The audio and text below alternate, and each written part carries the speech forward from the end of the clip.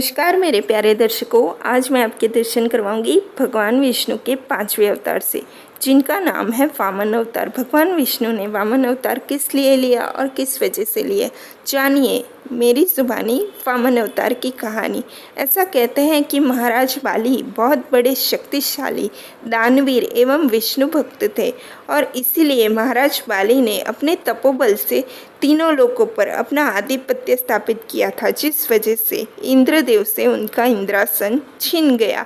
और इंद्रदेव को इस बात का डर था कि अब मैं अपना इंद्रासन पुनः कैसे प्राप्त करूंगा, और अपने इसी डर को लेकर इंद्रदेव पहुँचे विष्णु भगवान के पास। और विष्णु भगवान ने तब ये निश्चित किया कि अब मैं वामन अवतार लूँगा पृथ्वीवासियों की सुरक्षा के लिए। और ऋषि कश्यप और अदिति के घर में भगवान विष्णु ने एक बौने ब्राह्मण के रूप में जन्म लिया और तब ब्राह्मण अवतार में पहुँचे भगवान विष्णु महाराज बाली के दरबार में और उनसे 2 गज पग भूमि मांगी। महाराज बाली से 2 गज पग भूमि मांगते हुए भगवान विष्णु ने इंद्रदेव को उनका इंद्रासन पुनः वापस लौटाया।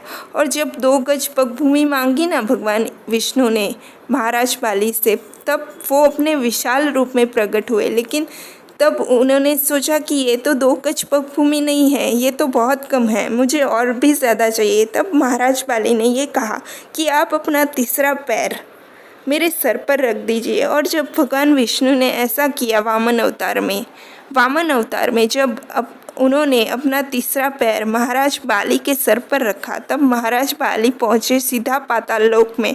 और विष्णु भगवान तब अपने मूल रूप में अवतरित होकर महाराज बाली को दर्शन देते हुए महाराज बाली को अपनी प्रसन्नता व्यक्त करते हुए कहा कि मैं तुम्हारी दानवीरता से बहुत प्रसन्न हूँ, इसीलिए मैं तुम्हें ये आदेश देता हूँ कि अब से तुम पाताल लोक में ही रहोगे। तुम इंद्रलोक और ब्रह्मांड को त्याग कर अब से तुम पाताल लोक में ही रहोगे। तुम मुझे इस बात का वचन दो।